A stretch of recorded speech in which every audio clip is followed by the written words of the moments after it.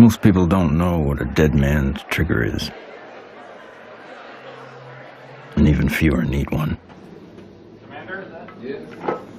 We're going? A dead man's trigger is a safety valve. For reasons of security, a person prepares a recourse of such severe action that if harmed, they will release a cache of damaging evidence against those enemies.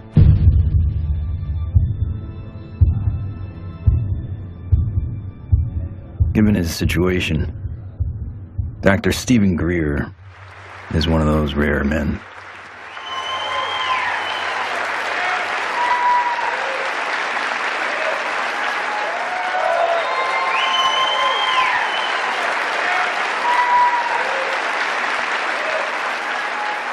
Why would he need one?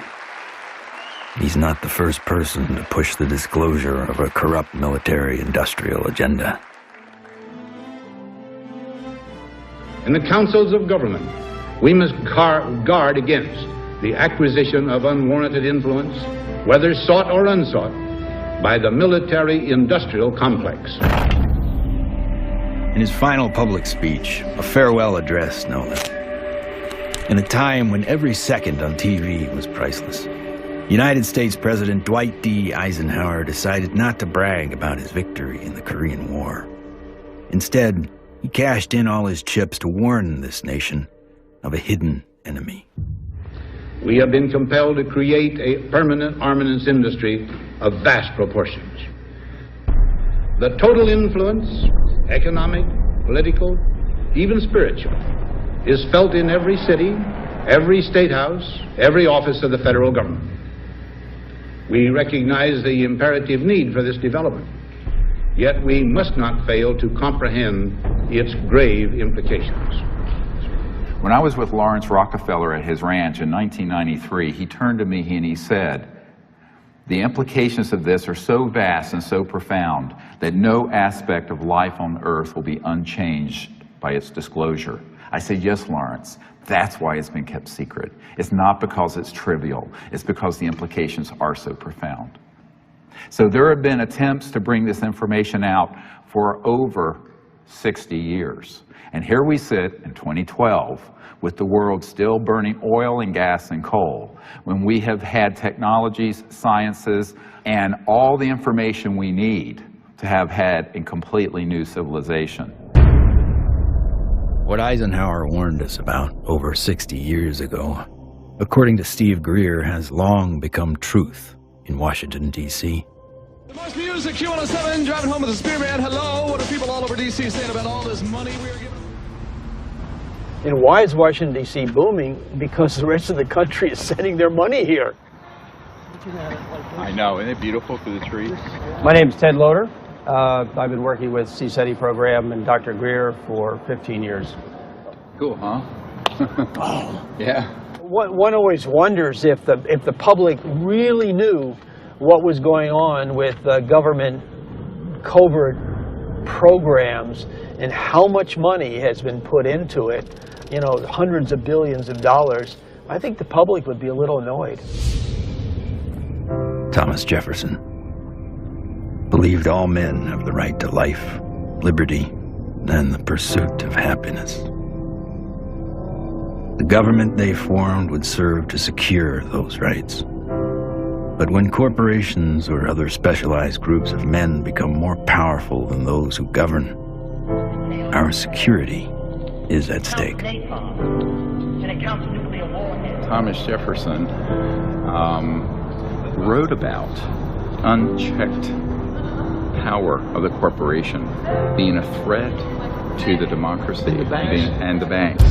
You see, the U.S. Federal Reserve Bank issues every dollar bill, yet it is not run by the U.S. government or any elected official. It is owned by a private banking cartel. But here I find the chairman of the Federal Reserve, who's in charge of the dollar, in charge of the money, in charge of what the money supply is going to be. The middle class is being wiped out. And nobody's understanding that it has to do with the value of money. Prices are going up. So how are you able to defend this policy of deliberate depreciation of our money? A lot of it depends on what happens to the price of oil. The four horsemen, or families of banking who own and run the Federal Reserve, also run the four largest oil companies. Oil is also used to make and run machinery and current mechanical technology. Of course, there's one industry that needs these more than anyone else: the military-industrial complex. You begin to get into this very scary scenario that has to do with the human condition of the proclivity to accumulate vast amounts of power around a handful of people. All right, sit down and shut up. And right now, these misanthropic sociopaths are running the planet into the ground. When Congress or whatever else, or budget directors say, well, we've lost $100 billion in black program, what does the public do? What can the public do? We can complain to our congressmen, but our congressmen can't get any information. With lobbyists, interest groups, campaign funding, the economic powers that be have learned to control the political sphere. These politicians become almost like placeholders, and they don't realize that until they get into the White House or into the Senate Intelligence Committee. It doesn't matter who the president is. They're going to do what they want to do. And that which is good for them isn't always good for everybody else.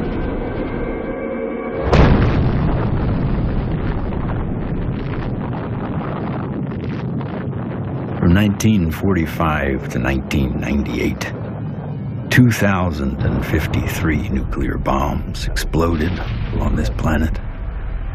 The United States detonated over half of them. Now I am become death, the destroyer of worlds. When the first nuclear bomb was exploded in Trinity, Robert Oppenheimer, one of the founding fathers of the nuclear age, said, "We have done this before."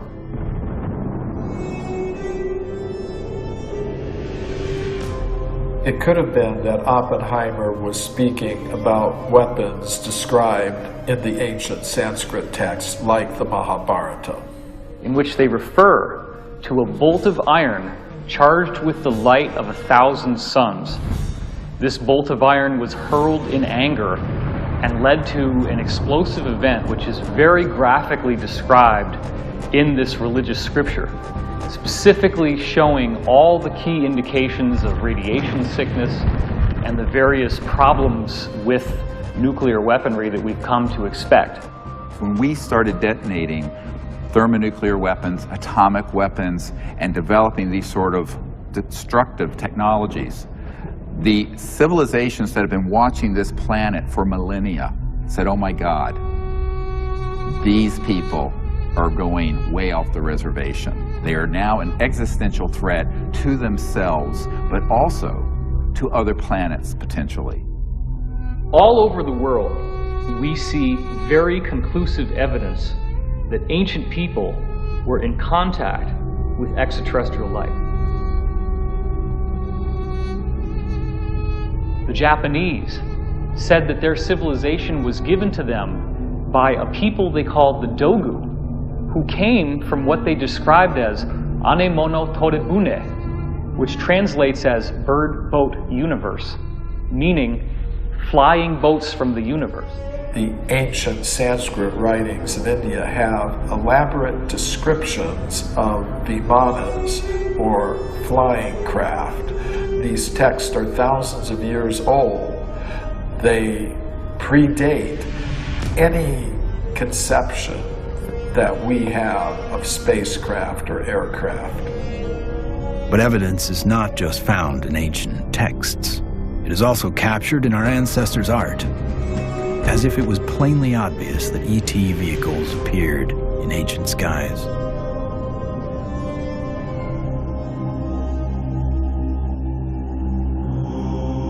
It is a foregone conclusion by most broad-minded people that we are not alone in this universe. The question is, how close are they? And we all looked up at once. It was almost like an intelligence told us, hey, look over here, we're here.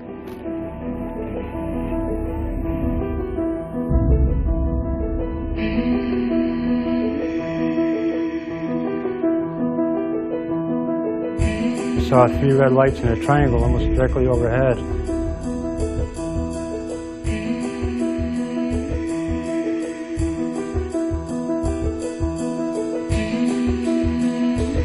I saw these things and I ran inside and got my brothers and sisters. It actually lifted up and it could actually turn. I'm gonna ask you to look away. I love my hands, but I wasn't one who believed that UFOs might exist. I was satisfied they exist. the life I have isn't what I'd seen. They estimated 100 yards from the left wing was this 100-foot disc.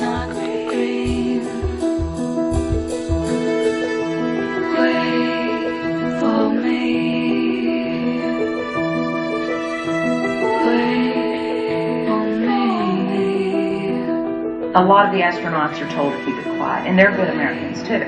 They develop the film from the moon, everything that's done by NASA.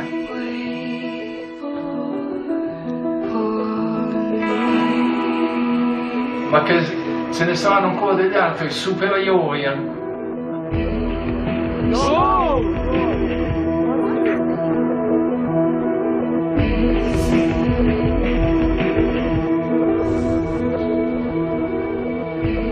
There's so much evidence out there that even if less than 1% is true, that would be enough to collapse the current paradigm and change the whole planet.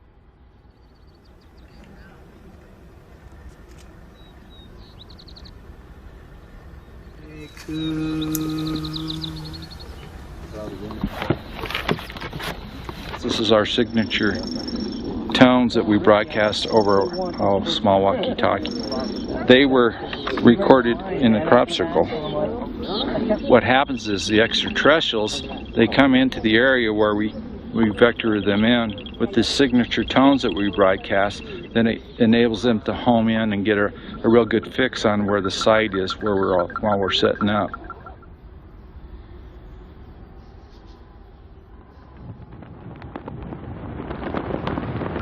The whole concepts of the crossing point of light, the physics of consciousness and interstellar communication, all were developed on a kind of a vision quest we did here in 95 or 96.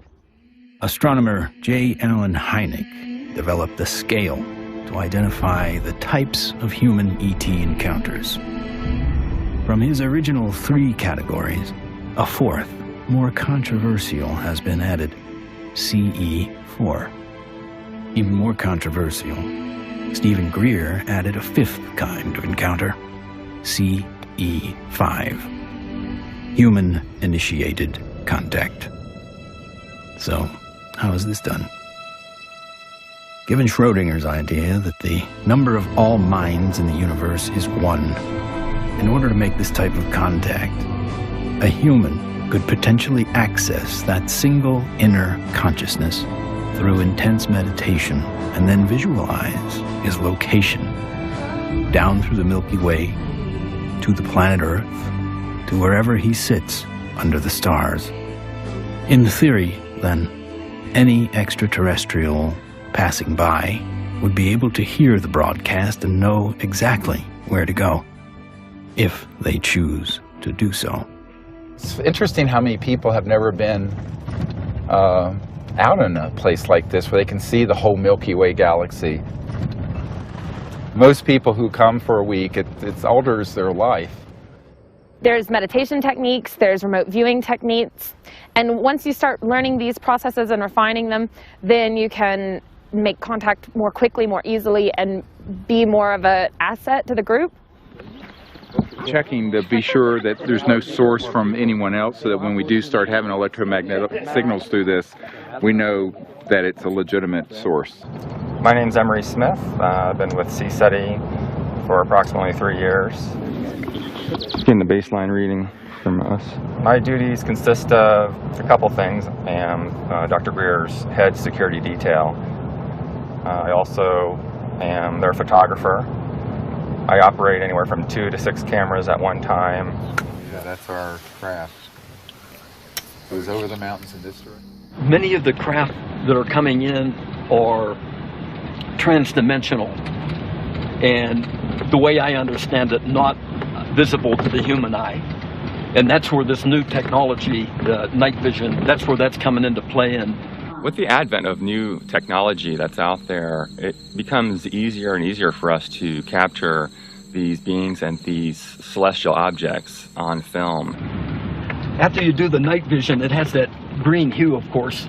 And after a while, when you get back to real life, you're thinking, why isn't everything green? This can't be reality. I want to show an early one from Gulf Breeze from 1992. We went down there, and one of the fun things that happened is that I had about 40, 50 people. Let's go out on the beach. And we didn't have good cameras then, but you'll get the feeling of how exciting it was. Have all these people, and 1, and then 2, and then 3, and then 4 ET craft materialize right in the sky. There it goes, 1, 2, 3. And look, there's 4. There's 4. There's 4.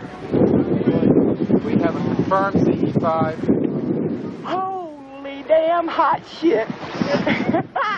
Dog. Thank you. All right. So the point, the point is, it's fun.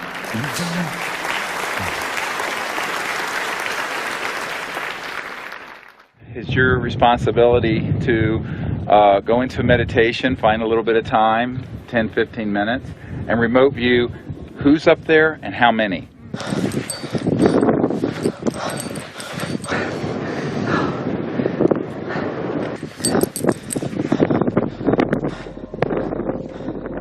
I can attest to the fact that real phenomenon happens here. I really feel that his CE5 protocols are based on a spiritual kind of positive contact, and I think that that is an excellent model for any kind of communication, whether it be on Earth, in the United Nations or wherever, but in this particular field it's with cosmic cultures. And we use consciousness, meditation, visualization, remote viewing, certain tones, and we do it in a group when we can, or even as individuals. It's just been this series of unbelievable events that are amplified by our meditation. It enforces this communication between us and the ETs, and it's so interactive. I could feel everything, I could hear all the sounds just right there. Perfect. And then this being the little larval one comes up, and we had this hug, and I shared the joy in it, and I'm like just thanking it for this experience. And let's do what we can to feel as if it would feel that this is perfectly normal and natural. Oh, sure. And that, you know, this is... Relax and get in that flow consciousness, exactly. So I was jarred by our group getting like tripped out and in that kind of, like I was startled by some of the ways that our group was being, and I was going, and then there was moments where I was like, wow, I can only imagine how a visitor might feel. The ETs pick up on your intentions, and if you're really out there just to learn and really want to communicate with these extraterrestrials, well, it's going to happen. Avahanam Narayanam Padma Bhavam Vasishtam Shaktim Chatat Putra Parasharam Cha Yasam Shukam Golda Param Mahantam Govinda Yogindra Matashashisham. And we ask these extraterrestrial civilizations to join us as they begin to learn of us, to help us, and to understand us, even as we endeavor to understand them and welcome them here to this beautiful planet. Namaste. Oh my God, another beautiful, stunning, absolutely stunning.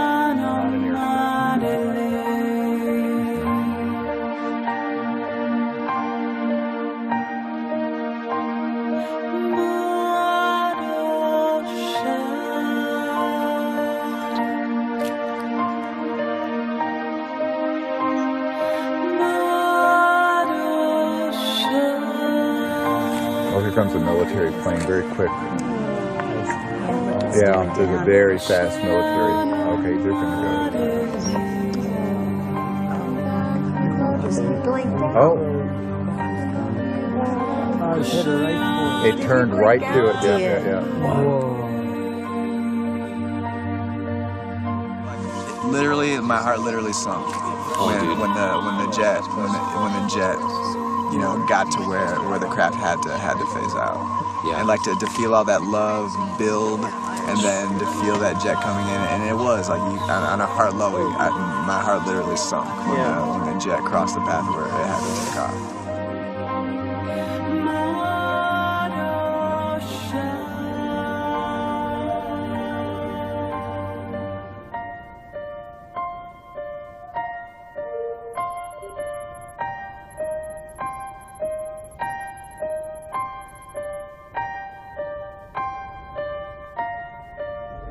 So in the camera, that's what you got. You got like this light traveling, and you can see it's not like a satellite where it's not like a path.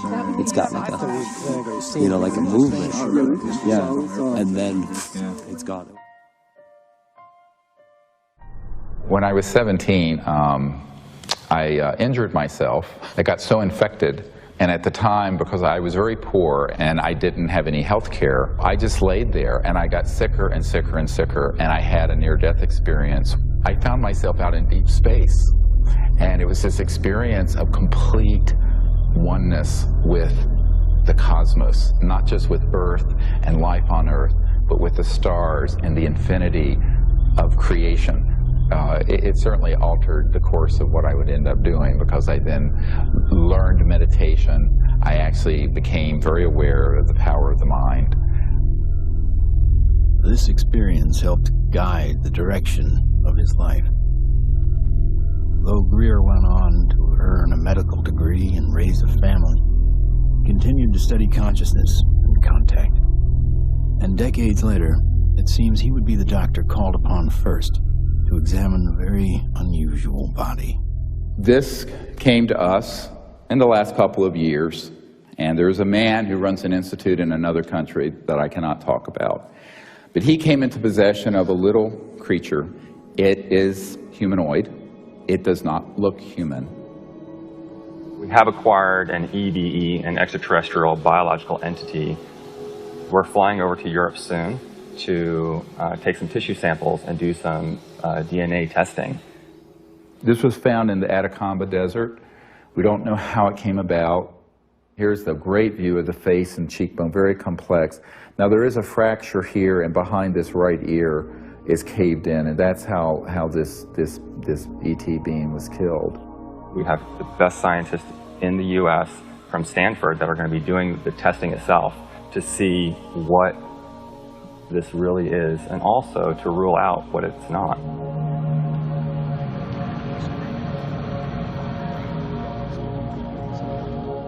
The initial reaction that I had is the same reaction that many of my colleagues here at Stanford and elsewhere have had when I've shown them, is that, wow, what is this?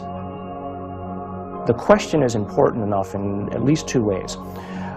The primary reason is that there's a lot of claims about specimens and claims about aliens. And of course there's a lot of ridicule associated with that. So one of the best things that we should be doing, of course, then is bringing the best scientific techniques to bear. The techniques are available, the techniques are cheap, the answers are nearly absolute, so let's do it. And it's so exciting because it's not just... In setting up for this, I'm going to be giving Steve not only the tubes that this should be going into, but I'm also going to be sending across the microscope that I feel they should be using to do the analysis with. Before we even get started with some of the analysis, I think it's going to be important to rule out some of the obvious critiques that could come up. And one of those critiques is that this is a syndrome or a mutation. This is a bone dysplasia. And luckily, here at Stanford, we happen to have literally the world's expert, the man who wrote the book on bone dysplasias and syndromes, a gentleman by the name of Dr. Ralph Lachman, who has kindly agreed to look at the specimen, both the pictures as well as the CT scans and the x-rays, to help determine whether or not it's anything that he's ever seen before. I think that a dozen or even 15 years ago, answering the question of what is this would really not have been possible because the kinds of technologies were not available as are available today. But really the DNA tells the story. And because we have the computational techniques, that allows us to determine in very short order whether in fact this is human. So this will be basically an absolute level of proof as to what this actually is.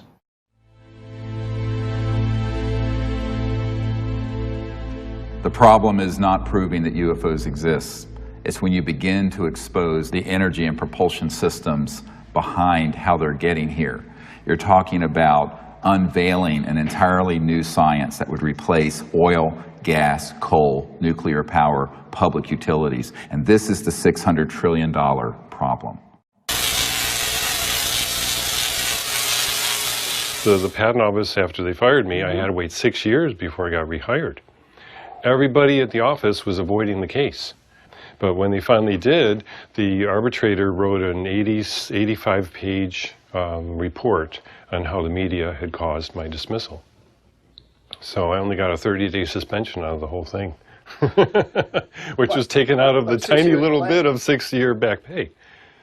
So that was great. Yeah, that's wonderful. Yeah, it made it all worth it, so to speak, because that's how we were able to open the offices and stuff. It was very comfortable. No feeling of being shocked or anything else, just a good feeling, comfortable. What scientists need to do, and normal people need to do, is they need to look at the hardcore evidence, decide that, oh my gosh, ETs are real, and then get over that.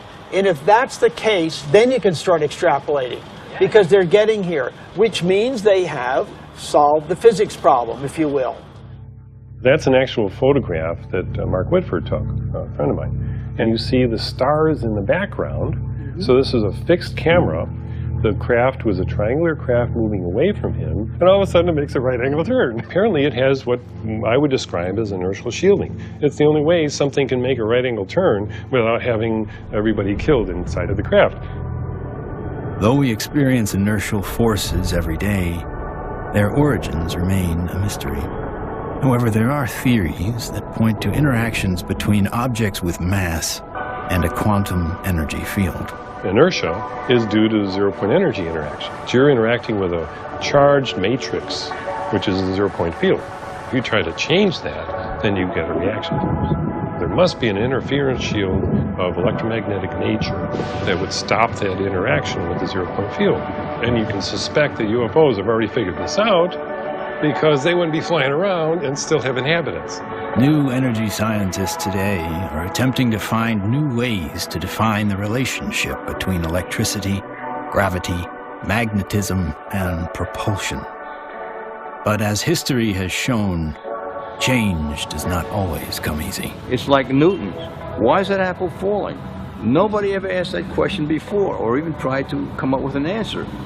And Newton comes up with something called Newton bucket, or Newton's problem.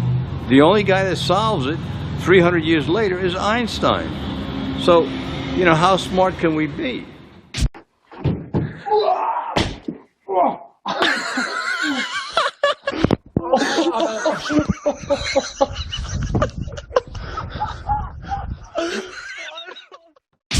If you look at everything normal within the conventional wisdom, you're not going to learn anything new. My name is Morgan Boardman. I am the Chief Financial Officer of Morningstar Applied Physics. My business partners are Paul Murad and Dr. John Brandenburg. What we're doing, like I said earlier, is we're using a magnetic field that's rotating about the axis with the hope of generating a magnetic vortex.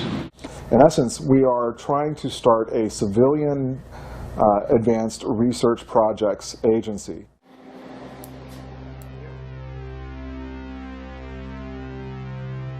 Okay, all right, so basically we have 4 options. Option 1 is a retarded potential. Option 2 is a lagging image, right? Yeah. Option 3 is pointing vector as a motive for propulsion, or how that may be what's happening, right? Yeah. And that's actually taking angular momentum and changing it into linear momentum if it's working the way we want it to, right? Yeah. Okay. And then the fourth one is that we are somehow either generating and or absorbing gravity waves. You got it. Do we accept Einstein's viewpoint that thou shalt not go faster than the speed of light? If you look at a black hole, the comment is the gravity is so strong that nothing leaves. But it does have something that leaves the black hole, and that is gravity. So does that imply that gravity moves faster than the speed of light? Could be.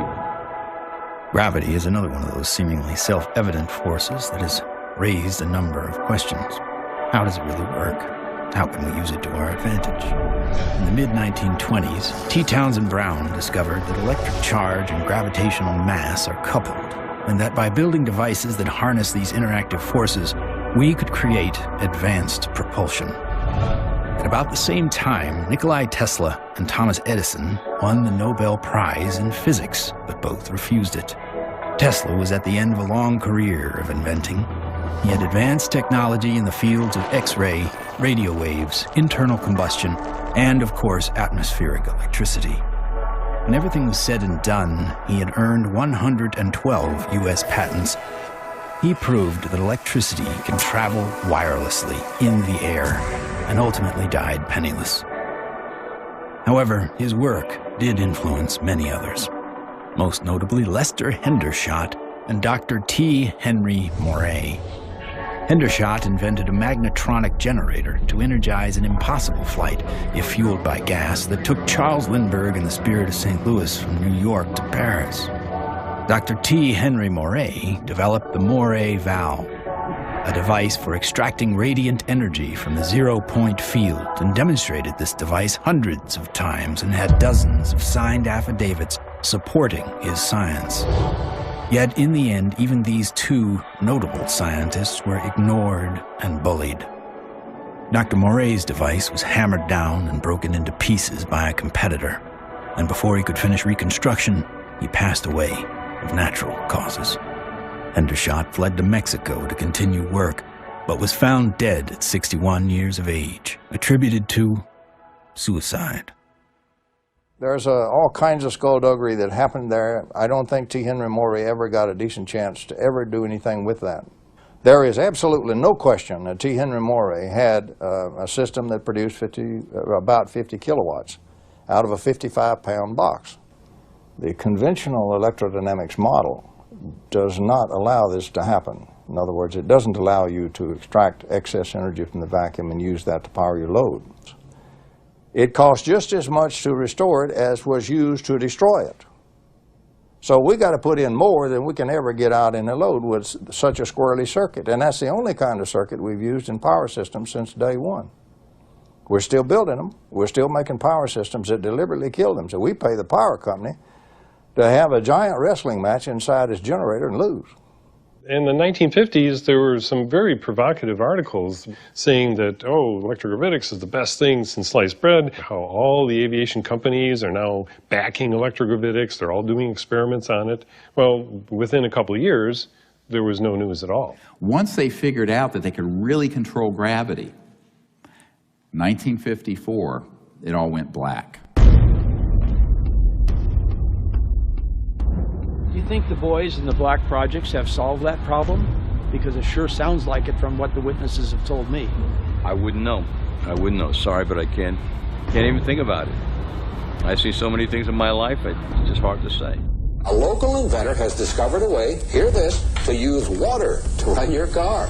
What Stan shared with me was interesting. In order to run this engine off of water, we've also had to learn the ability to adjust the burn rate of hydrogen to co-equal the fossil fuels.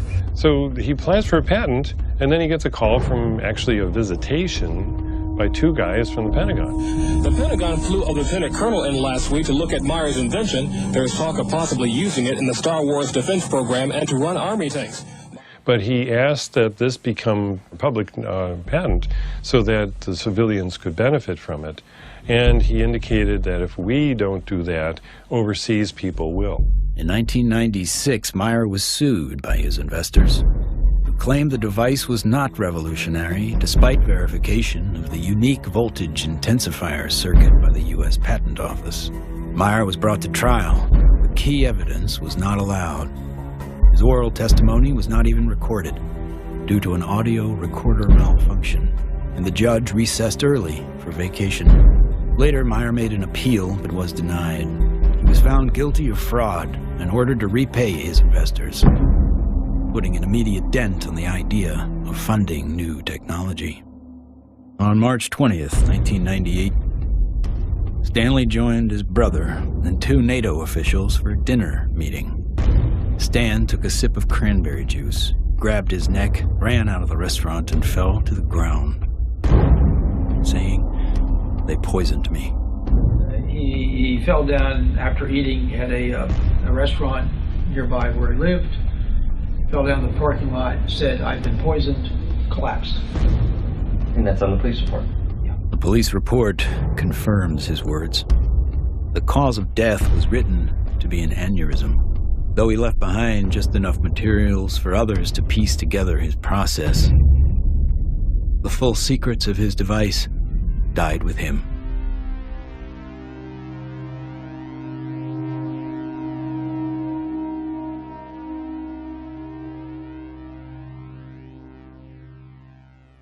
So from this, I began to do more work with the administration, various people, friends of the president, the Rockefeller family. Lawrence was the white hat in that crowd who wanted us to bring this information out, actually hosted us at the Rockefeller Ranch in the Tetons. And one night he pulled me out on the deck and he said, "Well, you know, we really need you to do this." I said, "Lawrence, you're old, you're rich, and you're a Rockefeller. What do you want me to do? I'm just a country doctor banging around in an ER in North Carolina." He says, "No, we want you to do this." I went, "Okay." So I'm the throwaway guy. I'm the guy you can throw away because my life doesn't matter. We are back in Rachel, Nevada with our first 2 distinguished guests. Stephen Greer is a North Carolina doctor.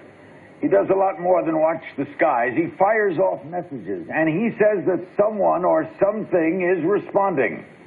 Dr. Greer is looking for close encounters of the 5th kind. What, at this minute, do you believe? Our assessment at this point is that there is at least one extraterrestrial civilization which has managed to make its way to our corner of the universe. And number 2, that there's no evidence at all that they have hostile intentions towards this planet. And number 3, that the priority at this point must be trying to establish some sort of a liaison to them, some sort of a diplomatic liaison to them, and that's what we're working on. Is there a continued cover-up? Yes. Do those at the highest levels of government agencies know that there's a cover-up? Not necessarily. Officer X, a high-ranking military veteran, joined forces with Dr. Greer in order to use his military and government influence to gain access to high-level officials. I was able to arrange for a CSETI briefing to the then Vice Director for Intelligence for the Joint Staff, Admiral Tom Wilson, the same person who had been at Atlantic Command with me. At that meeting was Steve, Apollo 14 astronaut Ed Mitchell, Brigadier General retired Steve Lovkin, Sherry Mike, Steve's right arm. Well, Dr. Greer did indeed mount an initiative and did go to Washington, did speak with high-level government people. I attended and helped him with that. We briefed certain members of Congress, some of their staff, some of the people from the White House. We talked with people in the Pentagon. It led me to the belief that people in high-level government have very, very little, if any, information, valid information. One of the most important of all the meetings was with CIA Director R. James Woolsey. Here I fly up to Washington. The cover story was a dinner party. One of the things that I found was that this CIA director wasn't lying when he communicated to us that he had not had access to these projects. He was shaken to his core. We met for not 20 minutes, almost 3 hours. And by the end of it, I handed him, my hands were shaking, and I handed him this document. And it was a position paper recommending executive orders and the things the Clinton administration and he needed to do to get control of this mess. And he looked at it, and he looked at me. He says, yes, he says, but how do we disclose that which we have no access to? And I almost wept.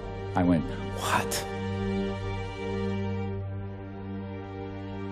Dr. Greer approached many D.C. officials in an attempt to gain an audience. One of the people who took him seriously was former CIA Director Bill Colby. If there's truth in it, there can be a danger in that situation. We've seen that happen in other cases. I said, you have to consider the possibility of some danger to not only your reputation, but to your person. I mean, people do react rather violently to some kinds of charges, or particularly if they're true.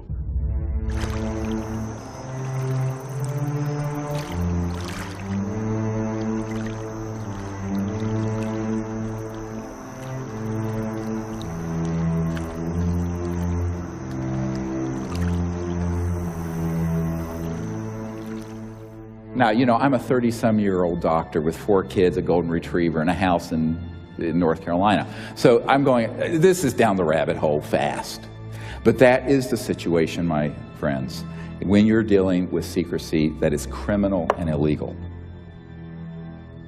In 1997, in an effort to push his message deeper into Congress and the White House, Greer headed to Phoenix to prepare a video with his best evidence to show in Washington, D.C. While he was in the editing room, the biggest UFO witnessed event in history was about to happen. On March 13th, 1997, when the Hale-Bopp comet was very clear in the northwest sky, thousands of people were outside trying to get a glimpse of it when they also caught a glimpse. These orbs, giant orbs, equidistant in a V formation of 1 mile to 2 mile wide, and some very credible reports. And that's the particular area where these phenomena keep popping up from my vantage point. The Native Americans living in the basin between South Mountain and the Estrellas have told me that not only were they looking up at the Phoenix Lights during the mass sighting, but they've been looking up at them for centuries. I live in a community called Loop, northeast of Flagstaff, on the Navajo Indian Reservation. We'll have to go back in time one day before. We saw 6 to 7 lights that were circling along the horizon. The entire street came out. It was almost like a block party. Everybody turned off their lights, everybody sat in their front yards, and everybody watched this unusual light show. I squeezed down the best of what I found and finally came forward in 2004 with the Phoenix Lights, a skeptic's discovery that we are not alone. 10,000 people approximately witnessed this, one of the largest experiences of this sort ever recorded. The Phoenix Lights phenomenon didn't seem to be falsifiable in any way. It was being validated by most everybody that saw it. The ultimate, shall we say, insult was the governor of the state of Arizona, Fife Symington, finally calling a news conference saying that he has finally got the answer to the Phoenix Lights, and he introduces some staff member dressed up as a space alien. People got very angry because here is the top elected official of the state making fun of what I estimate to be close to probably 10,000 people saw this. Under the watchful eye of the public, Symington retracted his statement. If you had been here 10 years ago and standing out here and looking up there at the lights and the view, you would have been astounded. You would have been amazed. The so-called Phoenix Lights were seen by many people in 1997. Skeptics say they were military aircraft or flares, but not the former governor. It was probably some form of an alien spacecraft.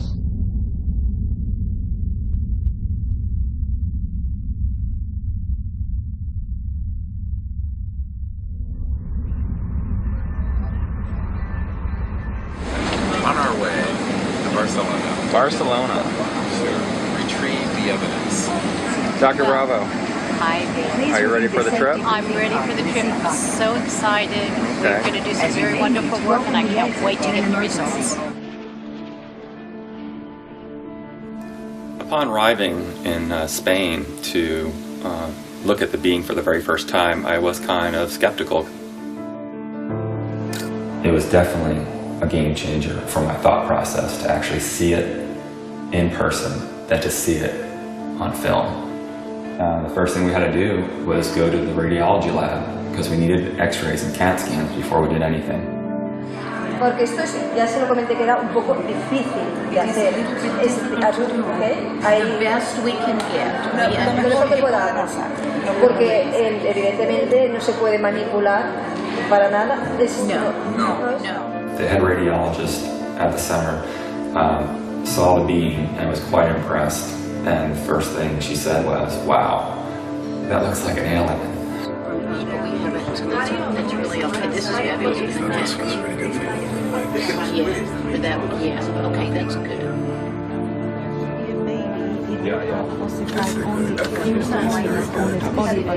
This one is complete.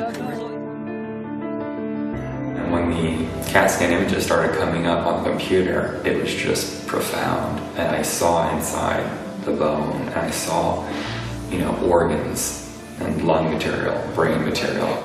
I knew that this was not a hoax, it was not fake, that this was actually some sort of living creature. Right, well, if somebody made it, they have a future in microsurgery because they were smart enough then to put in these millimeter-wide bone holes where the arteries go in to feed the bone marrow.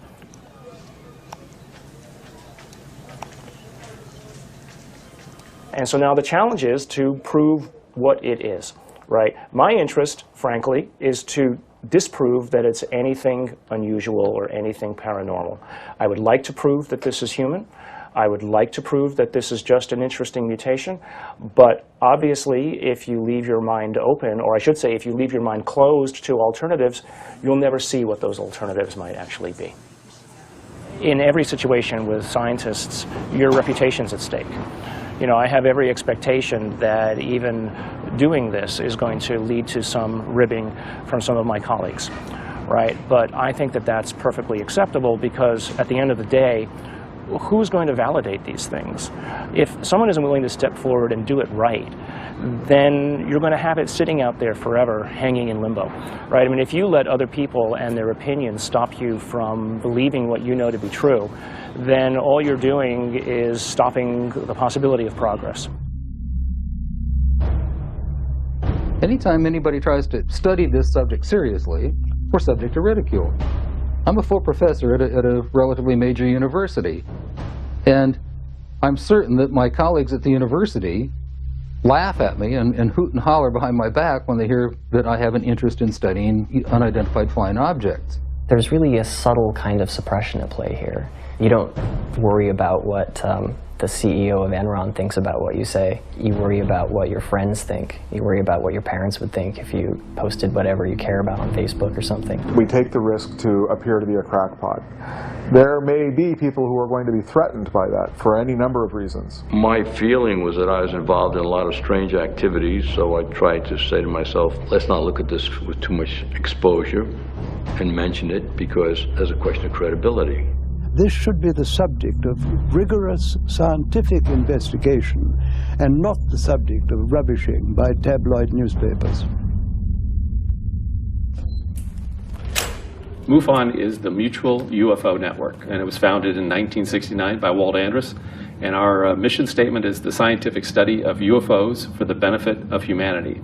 MUFON is the world's largest UFO investigative organization. We have approximately 3,000 members worldwide. Approximately 500 of those have their PhDs. These are people who really would like to delve deep into the UFO phenomenon and try to figure out not only what it is, but how it's happening. Armed with what he thought was some of the best available evidence, including the Phoenix Lights, Steve Greer organized a Project Starlight briefing before several Congress, Pentagon, and White House staff members. Things seem to be on track for disclosure. Of the device and the internal, all of it, with a lot of detail, and this is a cutaway. This was done and escaped government control, whereas the Bentwaters case took 20-some years in England. So this is in our possession and not the Ministry of Defense. So, where it would never be found. Where it would go into a black hole, right? But then, the bad news came. Sherry Adamiak, Steve's partner and longtime friend, along with Steve and another team member, were all suddenly diagnosed with a malignant cancer.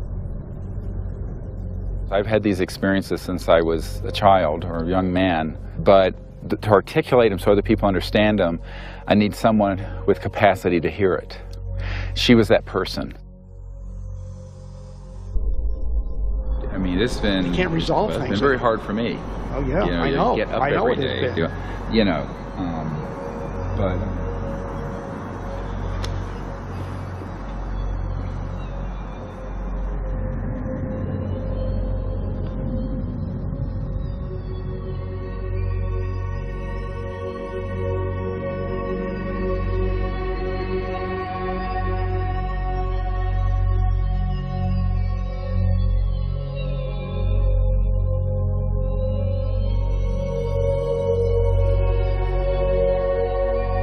One of the last places she wanted to come was here. So she asked that her ashes be placed on the land. So we put her ashes around that tree.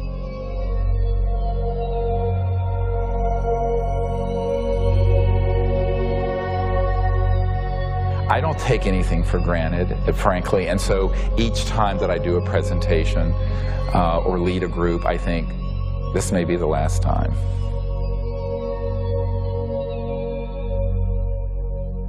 The thing that has kept me going the most is not any external thing, but the experience of that near-death experience where I know that there's an aspect of us that doesn't die. That is why I can go mano a mano with these elements and not be afraid. I shouldn't say be afraid, not stand down. Everyone has fear. I've certainly had my fears. But it gives you an anchor so that you can go forward.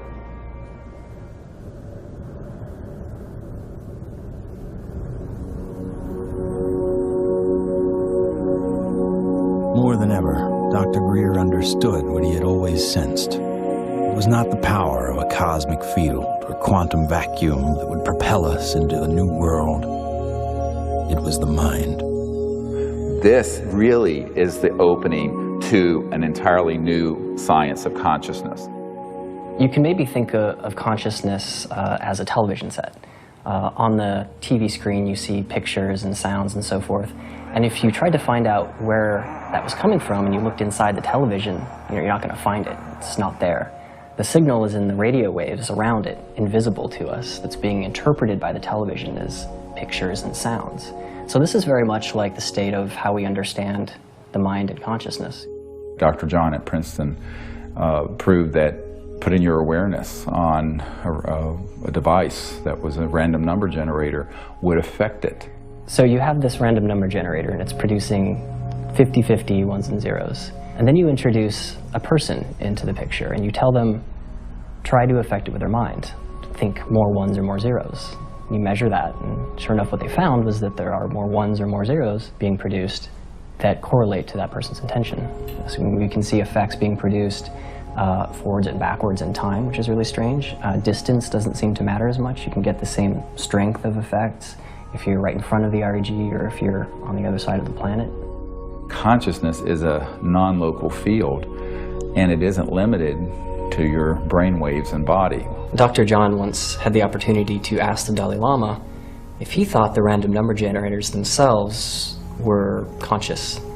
And the Dalai Lama thought about it, and his reply was that if you think they're conscious, then they're conscious. Just like consciousness can have positive effects on the zeitgeist or ether, it can also work the other way. Unfortunately, when you start to deal with inventors who have anomalous results that seem to be over unity, paranoia seems to accompany that process. And John Searle's famous for having a circular magnetic device that has both energy and propulsion built into one unit. And the electric company felt that this guy was stealing money, took him to court, went to jail, his house caught fire, and all of his property and all of his designs burned.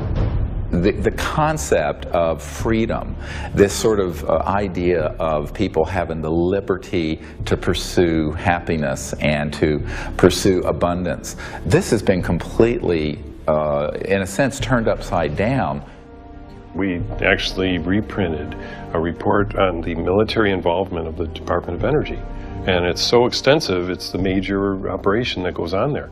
There have been over 5,000 patents that have been sequestered by the national security state, taken out of the public domain. Many of them deal with energy technologies. It's a policy that the military seems to feel is necessary for national security.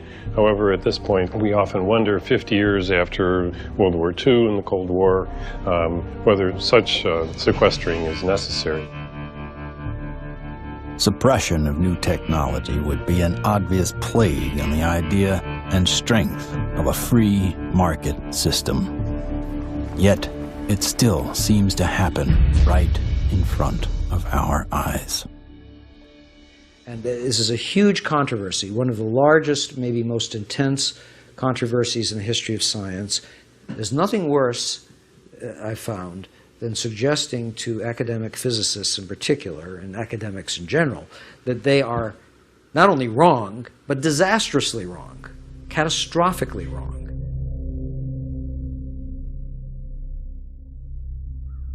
Cold fusion patents have not been approved. They will not get through. American citizens are being denied their constitutional rights. I inadvertently was looking through some piles of paper that had been given to me in a casual manner by all these hot fusion physicists as they were trying to do their calorimetric repeat of the Pons-Fleischmann experiment. And I was stunned. I couldn't believe what I was seeing. It looked like monkey business to me at the time, and it has turned out to be exactly that. It was represented as a negative result when it was positive. And that data is scientific fraud, as far as I'm concerned. It's been referred to legal authorities in the government. I asked for a review at MIT, got nowhere. If this type of manipulation had occurred in any legitimate research area, such as cancer research, AIDS research, global warming research, anything that's accepted as reasonable to be researching, the people would lose their jobs. They wouldn't be in science. And yet, these people today, their data is used today, to year 2000, and all before, to reject patents.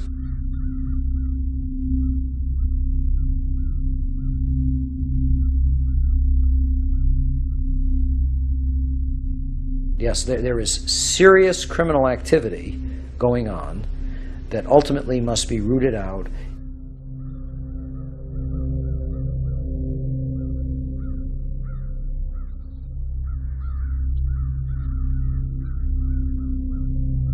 It became very clear to me that, you know, you kind of had a tiger by the tail here, and that this was serious. For a moment, Dr. Greer considered shutting everything down. He had been threatened and swindled far too many times. Sherry was gone. He had no office, no staff, no money. Back in 1998, I was given information by a friend that Dr. Greer was having a conference. Literally the month that Sherry Adamek passed away, within 30 days, I have this scheduled event. So I went to the conference and learned some things and listened. And so she just on a lark came, and she's an emergency doctor like I am. And what really grabbed my attention was he was getting all this information from military witnesses. That was in 1998. By 2000, when we were planning and storyboarding and working the whole disclosure project event out and pulling together all these hundreds of witnesses, we didn't really have the funding to do it. But she got so supportive and involved that she lived very modestly and took all of her excess income and donated it. And I want to acknowledge some amazing people that are here. Dr. Jan Bravo, without whom we would not have the Disclosure Project. But it's not just the funding she's provided, it's the moral support and the encouragement and the friendship. And so she's just become a very key person. And, you know, it's sort of metaphysical and odd that literally the month that Sherry Adamek passed away, within 30 days, I have this scheduled event. Not alone anymore. With the support of a loyal team, Dr. Greer grew his witness list from a couple dozen to over 200. And see that little, the little dot right there? That dot don't belong there.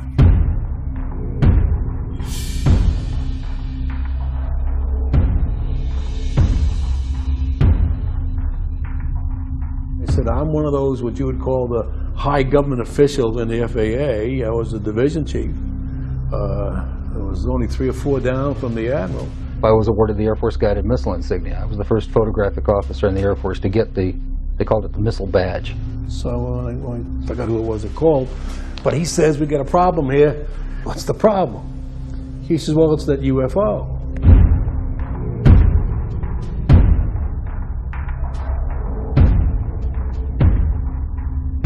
We weren't launching real nuclear weapons, we were launching dummy warheads. They were the exact size, shape, and dimension and weight. And we were looking down southwest, and the missile popped up through the fog. It was just beautiful. And I hollered, there it is. And our guys on our M45 tracking mount with 180-inch lenses on it got it. We sent the film back down to Vandenberg. The Japanese airline, 747, was coming from the northwest, going across the Alaskan territory. He called and asked the controller if the controller had any traffic at his altitude.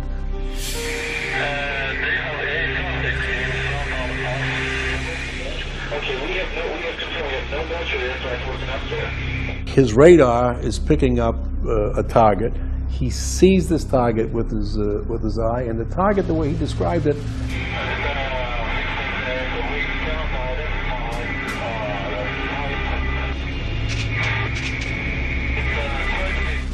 a huge ball with lights running around it, and I think he said it was like 4 times as big as a 747.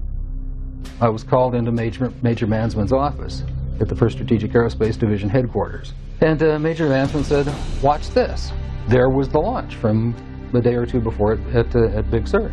We watched that stage burn out, we watched the 2nd stage burn out, we watched the 3rd stage burn out, and it's going like this.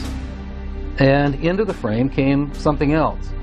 It flew into the frame like this, and it shot a beam of light at the warhead, fires another beam of light, goes around like this, or going like this, fires another beam of light, goes down like this, fires another beam of light, and then flies out the way it came in. And the warhead tumbles out of outer space. They brought in 3 people from the FBI, 3 people from the CIA, and 3 people from Reagan's scientific study team, and I don't know who the rest of the people were. When they got done, they actually swore all these other guys into that this never took place. Who said that? Who was saying? This was one of the guys from the CIA. Now I saw that.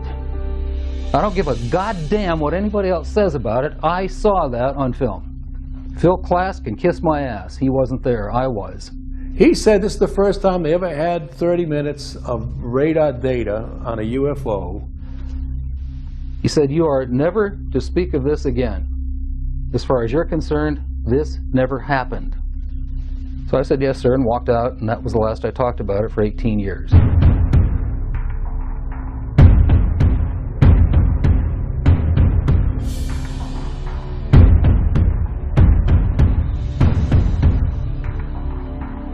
I had the original video that I took, and I had the pilot's report, and I had the FAA's first report that was all downstairs on my table. They didn't ask for that, so I didn't give it to them. There are things that I know about that I did in the service that I won't talk about to you now because they're top secret, and I could get my ass in trouble for talking about them. If you parse what Major Mansman said, he said, you are to say, this never happened. Well, that's not classifying it top secret, is it?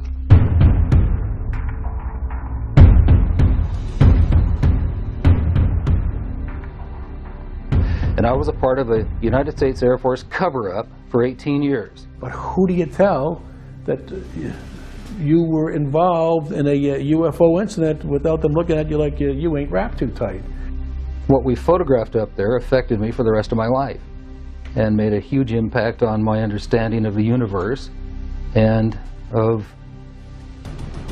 governmental manipulation of our minds.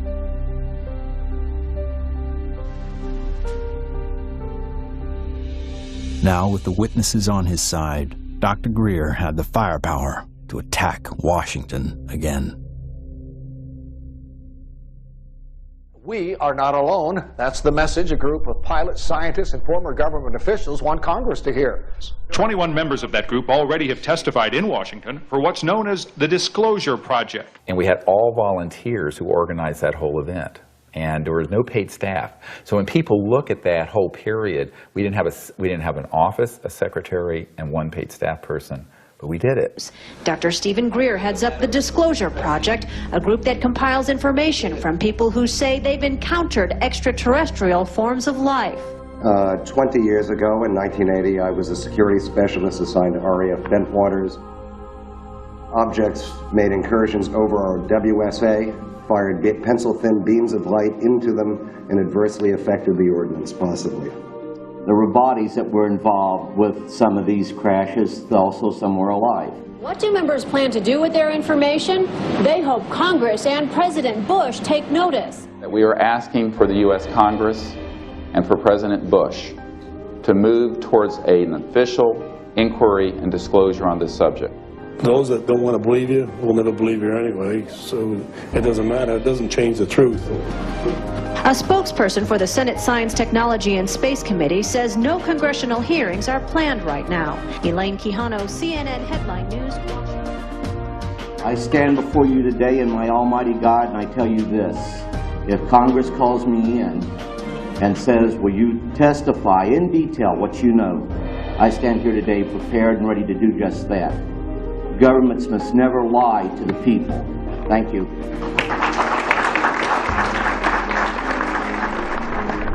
The number of people Dr. Greer had managed to get behind him was monumental. In a perfect world, an event of this proportion, with that amount of coverage, would have been enough to start a legitimate movement. But of course, we hardly live in a perfect world.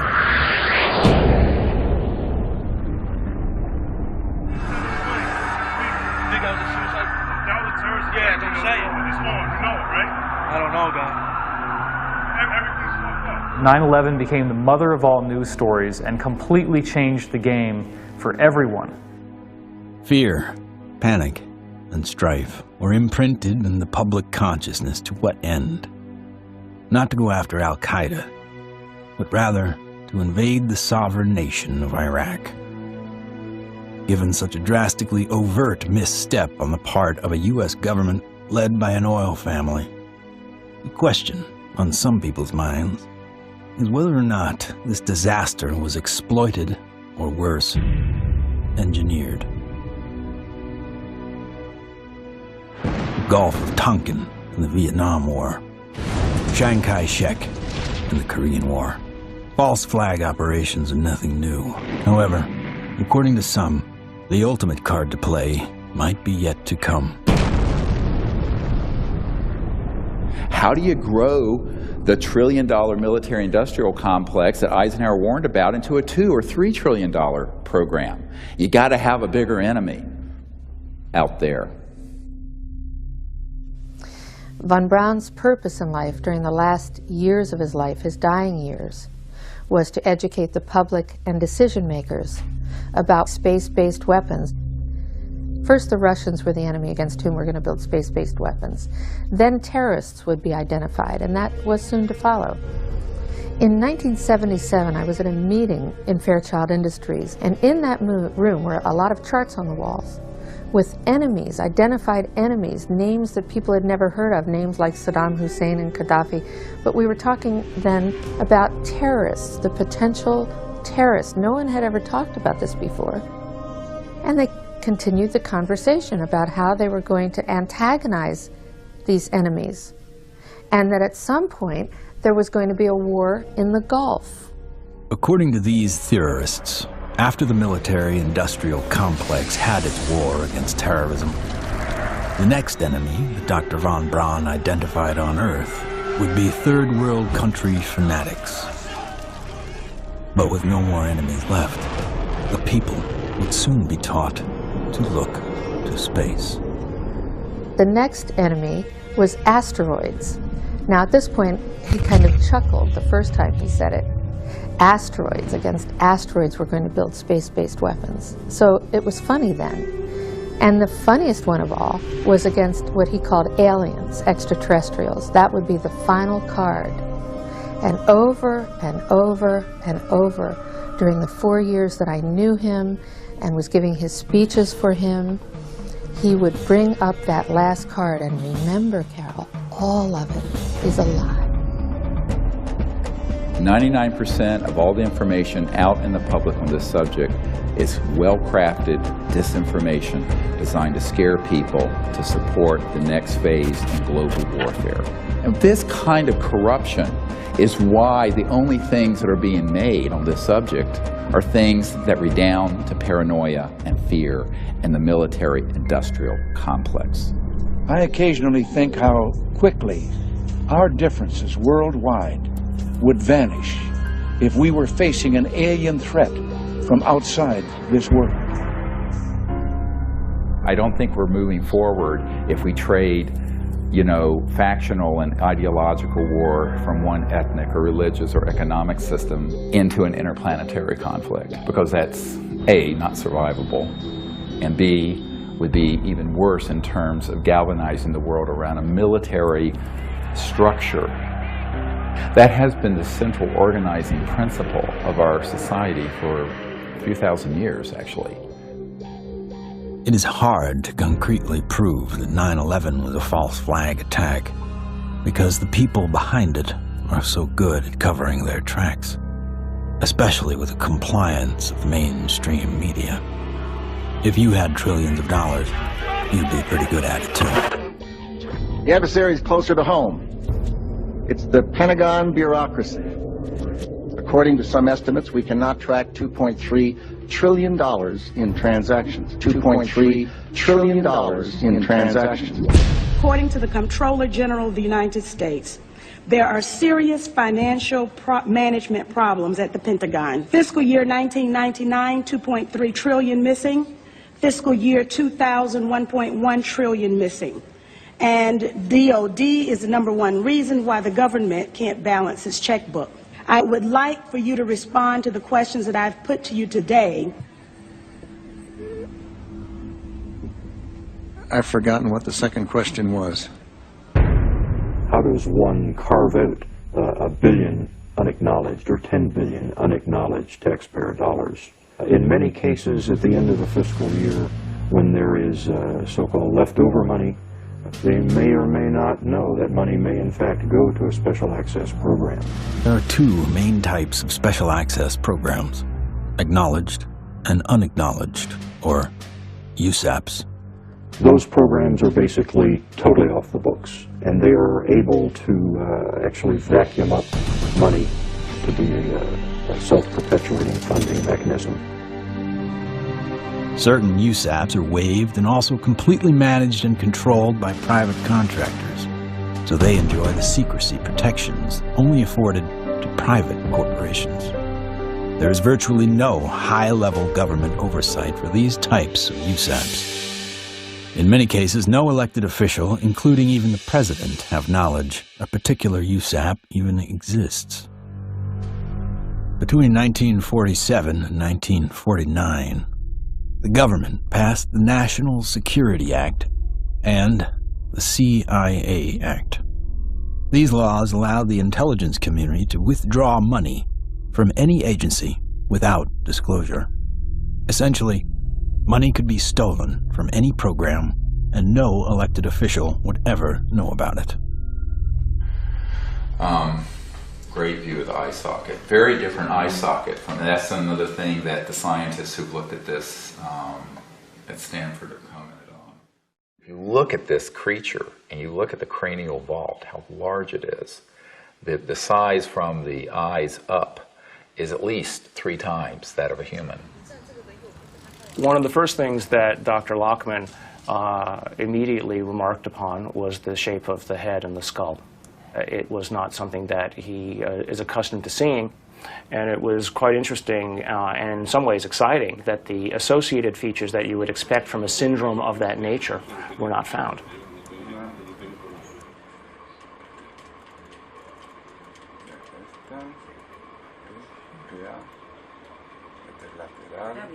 This specimen does not fall under any known, to me, class of disorders or syndromes. In many respects, the proportions of the spine and extremities are normal. The major abnormalities appear to be 1, the size of the specimen, mid-face hypoplasia and underdevelopment of the jaw, and that the specimen has only 10 ribs. Humans normally have 12, rarely 11. One of the most remarkable aspects of this is when we came down to study the actual bone density. One of the features of fetuses that specialists looks at is the so-called growth plates of the epiphyseal joint, say, of the knees. The shock, I think, and the surprise was, and the absolute certainty that Dr. Lockman had was that this specimen is between the age of 6 to 8 years old. The shock was that this specimen was clearly not fetal. How do you explain how something 6 inches tall survived to any length of time that would allow for it to survive 100 or 1,000 years ago?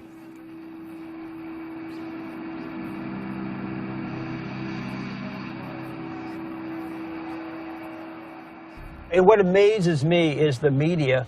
Well, they're so compromised with this, they don't dare do anything but follow the company line on it. The company line being a series of lies. This is a document talking about the current program at the CIA. And it says that the PAO, Public Affairs Office, has relationships with reporters from every underlying major wire service, newspaper, news weekly, and television network in the nation.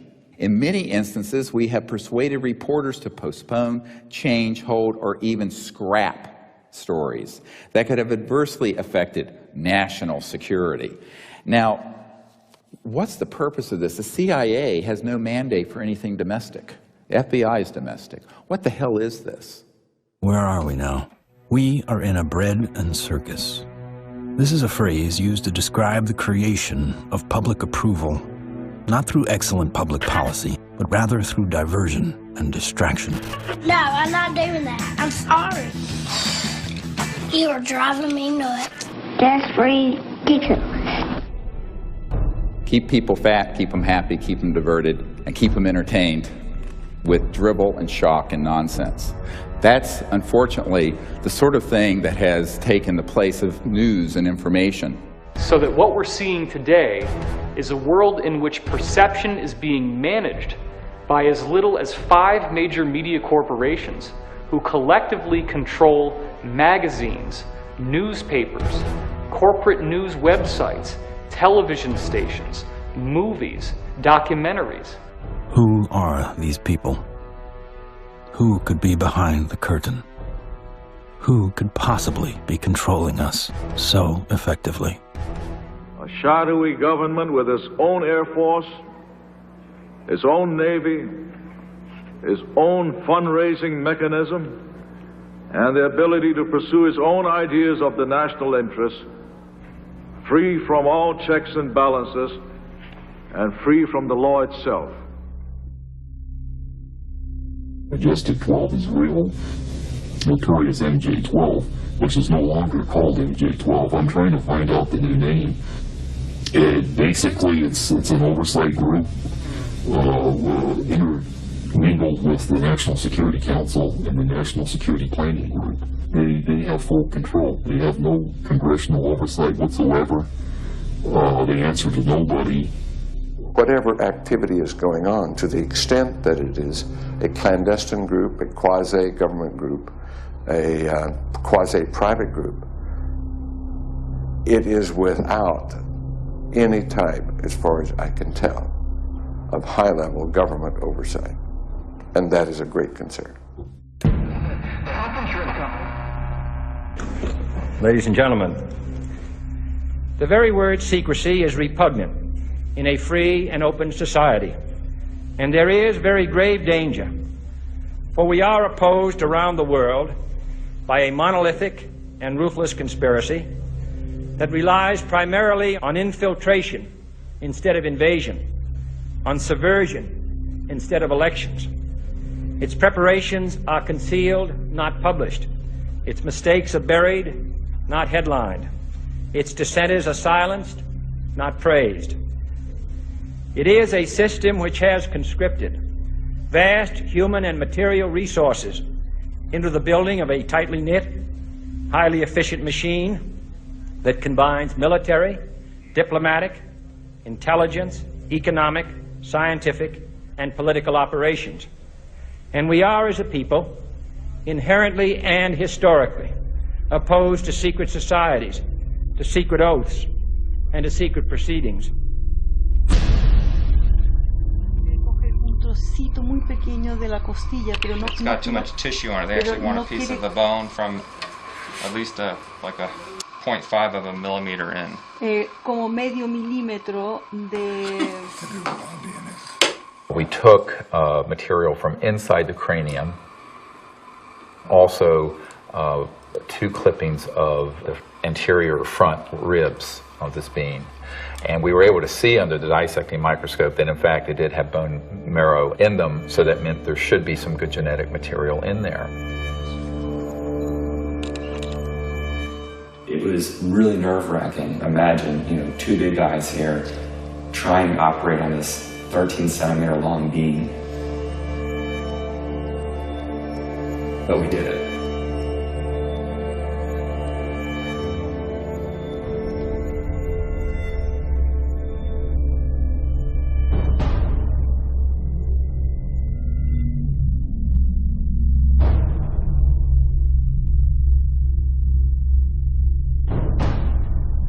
The DNA analysis is being done by some of the world's best. But even the world's best need to be cross-checked, which is why I'm doing the 3 different facilities.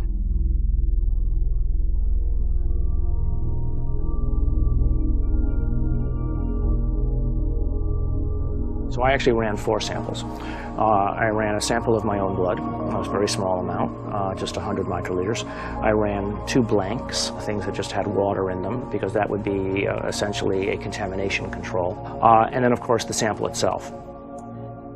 And really, the all-important first result was whether or not there was, in fact, any DNA which was isolated. And the actual shock for me was when I got the amount of DNA out of this sample. It was way above what I had originally expected. What you have on the left here is a so-called DNA ladder. This is a size standard. This one on the end is, in fact, my DNA, and it has an expected size distribution as well as some banding. And validating the original measurement is this analysis that basically shows that we have a nice distribution for the sample's DNA. When we physicists look for alien civilizations, we don't look for little green men. We look for energy consumption. We look for type 1, type 2, and type 3 civilizations. What are we? We are type 0. We get our energy from dead plants, oil and coal. Around the year 2100, we will become a type 1 civilization. And we see the beginnings of that now. What is the Internet? The Internet is a type 1 telephone system. Imagine, if you will, sitting down to your morning coffee, turning on your home computer to read the day's newspaper. Well, it's not as far-fetched as it may seem. Information has largely been controlled in a top-down way. What we're seeing now is the dissemination of discoveries coming up from the grassroots and not from a top-down centralized authority which has the ability to say, this isn't making it because we don't believe it's true, this is making it because it fits the mainstream. When we want to form a new team in a new country, then all we have to do is contact someone there using the internet, and suddenly they're a member of the node. From this online collective seems to come a real communion. People from all over gather in groups to investigate UFOs, with safety in numbers against ridicule and disinformation.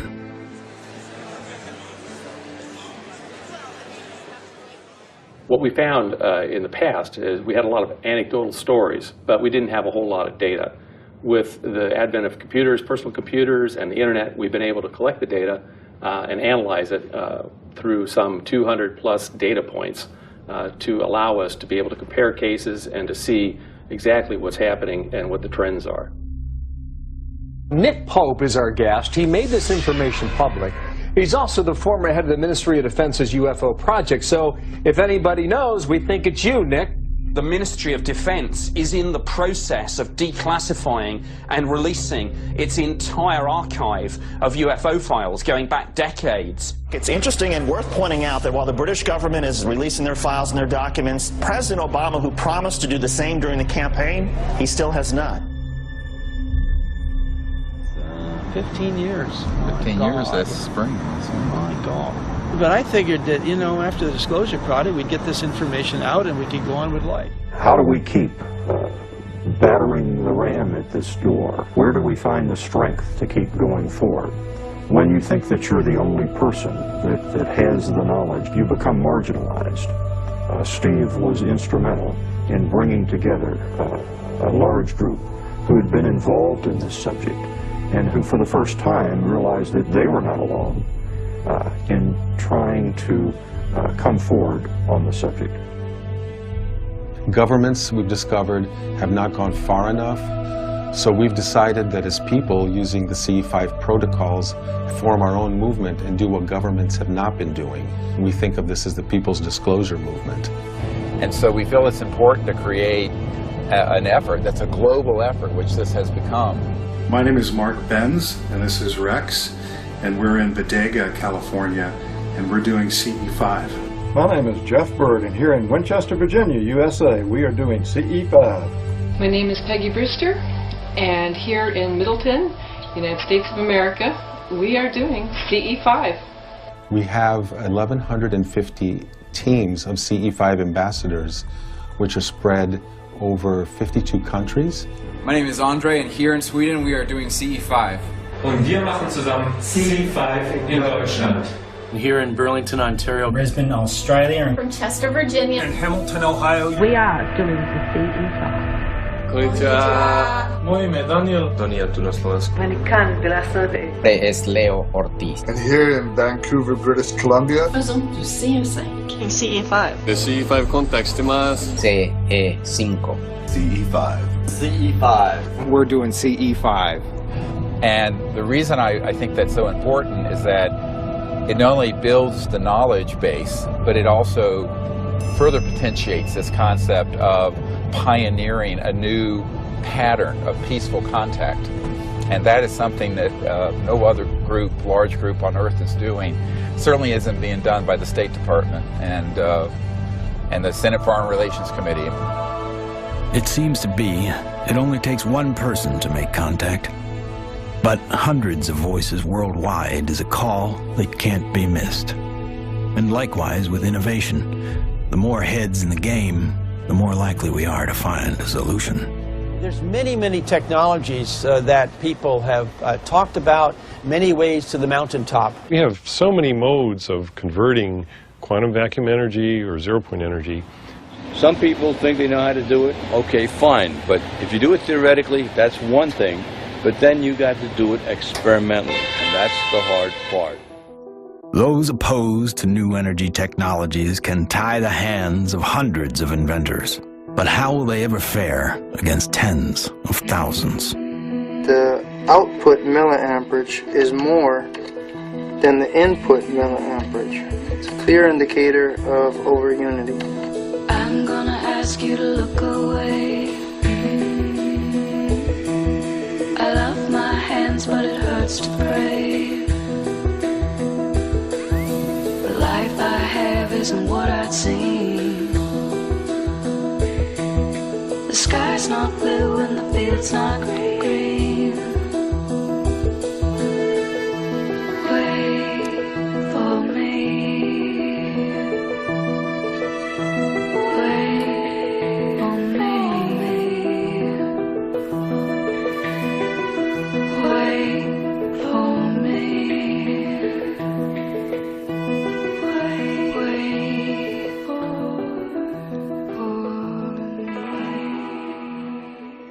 When you oscillate or vibrate magnetic fields, there's an effect in the gravity field.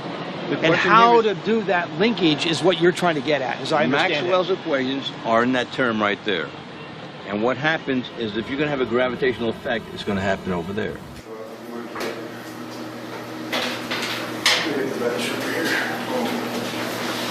Josh, I think I can help you. This channel here represents revolutions per minute. These are representing weight that we're measuring on the load cells.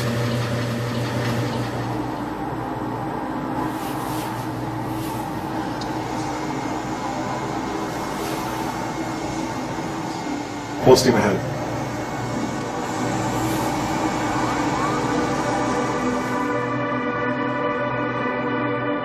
Look at our data, we lost 7% of weight.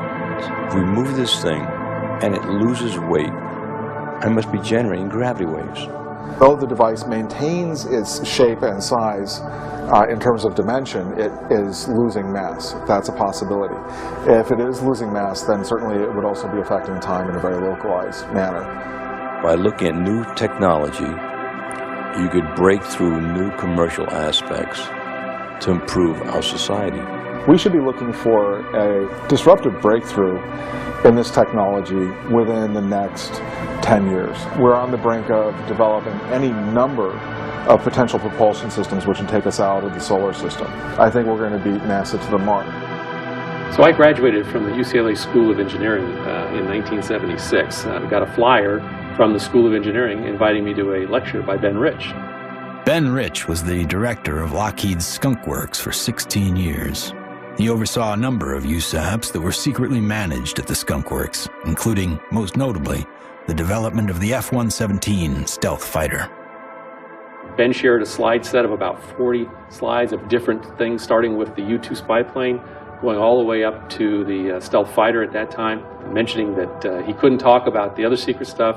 But when he ended his talk, he had a slide of a black disc zipping off into outer space. And he ended this talk with these words: "We now have the technology to take ET home." So you have to have vision, and you have to have the guts and the courage to go out past the steps and do something of any value, and we have to go past our grasp. And we asked him questions about it. You know, what did you mean when you said we have the technology to take ET home? Ben shared three major things that I think are worthy of research by researchers worldwide at this point in time. The first was we've somehow figured out how to do interstellar travel already. It's known. The second point he made was that there was an error in the equations. My suspicion is it's probably Maxwell's equations for electromagnetic theory. The third thing he said was, how does ESP work? And I was really kind of startled because I didn't know what to say. But I blurted out, I don't know, all points in time and space are connected. And he looked me back in the eye and he said, that's how it works.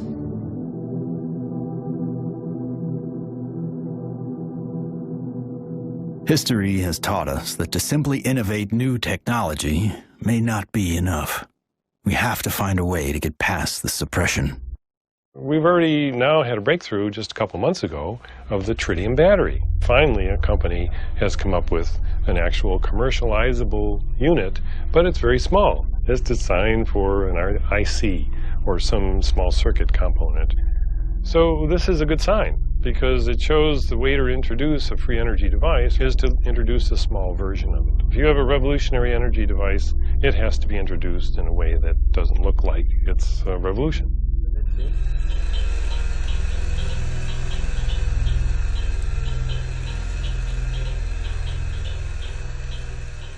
Science is always changing. I mean, even back in the 1960s, they thought that biofeedback, for example, was impossible. But now, of course, we know that that itself is an absurd statement. We have even toys on the market that allow people to, play with biofeedback.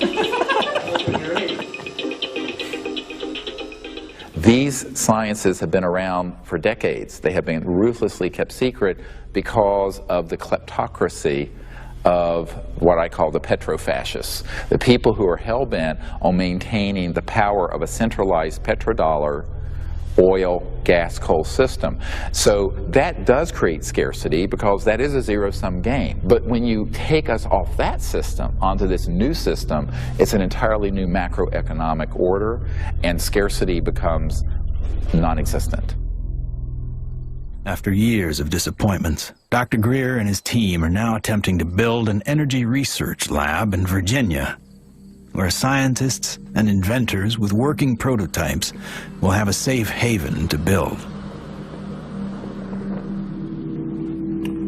So this is an example of how the analysis is done using what's called a genome browser. And it's more or less a schematic representation of the chromosomes, and at a very high level of resolution. So the sequence that we got from the mitochondria tells us with extremely high confidence that the mother was an indigenous Indian from the Chilean area, and the haplotype is called B2A. Now, the other thing that immediately fell out of the analysis is that it's male. It has so-called Y chromosome material. In fact, it's got a full Y chromosome. It probably died in the last century, if I were to make a guess. I can say with absolute certainty that it is not a monkey, right? It is human, or as close to human, closer to human than chimpanzees would be. But when you count up the number of mutations that we're observing, what we're seeing is more than what we would expect to be caused by simple cell division. When the sequencer is creating or making these reads, it's doing it more or less at random.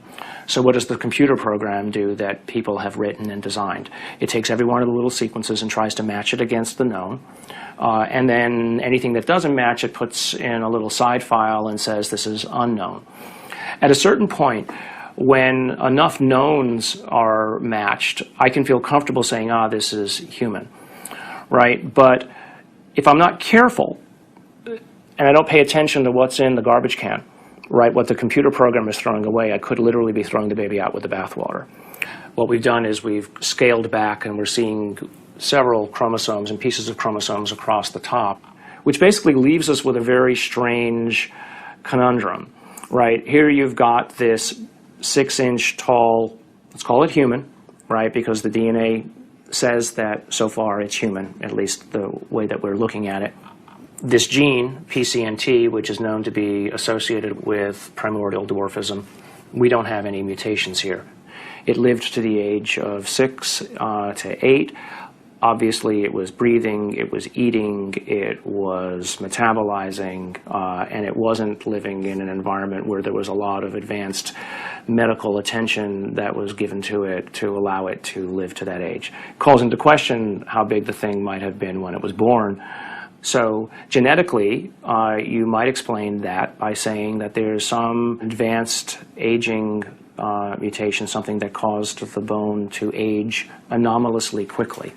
A gene that's known to be associated with progeria, that also no changes there. So the next problem, of course, is the ribs and the number of ribs in the specimen. Only 10, whereas there are supposed to be 12. So there are no mutations which are specifically associated with that kind of phenomena because it's rarely, if ever, seen. The digits are all correct. The hands are all correct. There are problems with the face. So there's a mid-face hypoplasia, and then there's the larger skull. So again, I think in summary, there are genes associated with any one or two of the anomalies that we see in the specimen, but there is no mutation which is known to accommodate or call for all of the mutations. Even with the things that we know could be assigned to one or more of the anomalies, we don't find them in the genetics of this specimen. That leaves open the question, what genetics is causing the anomalies that we are observing? So, although I entered this thinking DNA was the answer, it made me realize that in the context of the bigger biology questions, there are other levels of control that need to be understood and answered. The non-coding RNA, epigenetics, etc. And things that we probably haven't even thought of yet. So if I just look at, this is base pair 19,800,000 or so at this edge of the open region. I can go all the way over here, and now I'm at 21,000 or 22,000. So the answer's not finished, and it's not as easy as actually, frankly, I thought it was going to be at the beginning. So that's basically 2 million base pairs of DNA where nothing seems to sit. It's just like the way societies do things. They try to fit things in boxes. We have literally written a computer program that does exactly that, tries to fit it in the box. Doesn't seem very efficient, so on that basis, people would call it junk. But I think we now know that there's any of a number of other features of what DNA is doing in there. It is expressed. And so we need to be careful, obviously, that we don't let our instincts or the programs that we write to match our instincts make the decisions for us. No matter what, for me, this has been a fascinating, more than an exercise. As soon as I've collated this information into a form that other people can take advantage of, and it's accepted for publication, I'm just going to put it out on the web. You know, I don't have the resources to study and follow down every single angle that this opens up. But you know, maybe there is a listener out there who will be sufficiently intrigued by this to do the analyses themselves, and maybe they'll find something that I missed. Great. If additional samples or examples are seen of this, I'll be the first in line to want to sequence it, because then all bets are off. I want to say other things here, but I also don't want to open myself up for, you know, attack. This search may have uncovered a major finding about life in the universe and its origins. What is this being? Could it be a missing link in evolution? Could it be an entirely new species? Or simply a disease we have never seen before? Or could this be an extraterrestrial being from another world?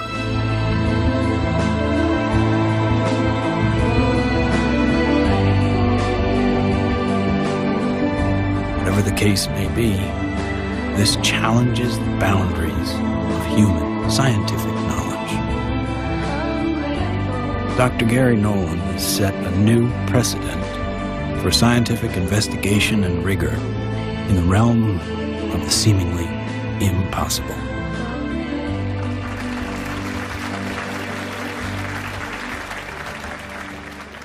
Now, we have now over 4,000 cases of extraterrestrial vehicles that have landed, 3,500 pilot cases, over 5,000 documents from the U.S. government, and hundreds of thousands of pages of documents from 14 countries that have opened their files since the Disclosure Project was launched 11 years ago.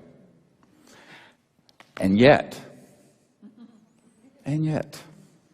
this isn't on CNN every night. And this is probably the most important thing going on this planet today, and yet nobody talks about it.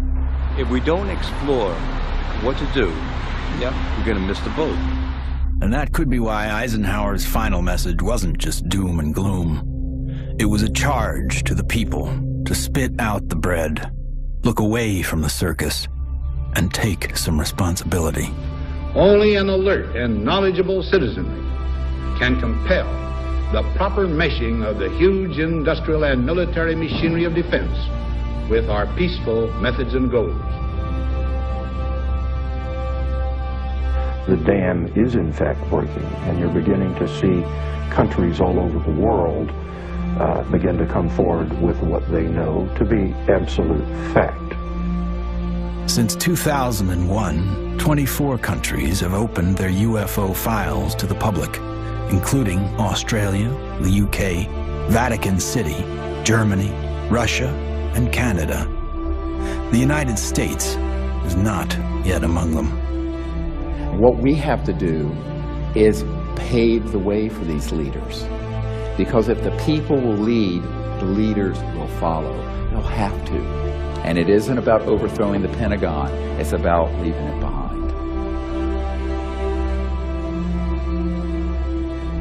My goal when I started this was to make this so that I wasn't important at all in it, that there would be enough people that they go on without me. And that way, it doesn't matter if I drop dead. The future is here already. The technologies are here, contact is happening. And if we come together as a people, what we're going to find is that all of us working together are going to be able to create a world that is amazing. If every single one of us told everyone we know that we're being visited by intelligent life, that the sciences are here to give us a new civilization, we're liberated from that macroeconomic slavery, but this is the destiny of humanity. Thank you very much. God bless you all.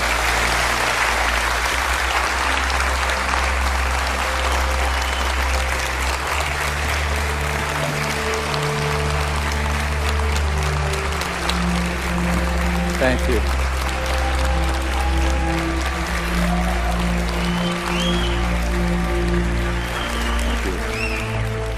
What we've come to learn is this. We are standing at the precipice of a new age. There is power in the many, but only when they're acting as one. That's when resonance happens. Whether joining together as a responsible citizenry against the forces standing to divide us, or joining consciousness to unite with the beings who are prepared to communicate with us.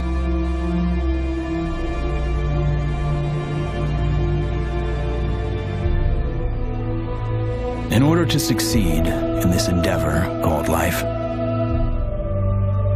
we must come together as one.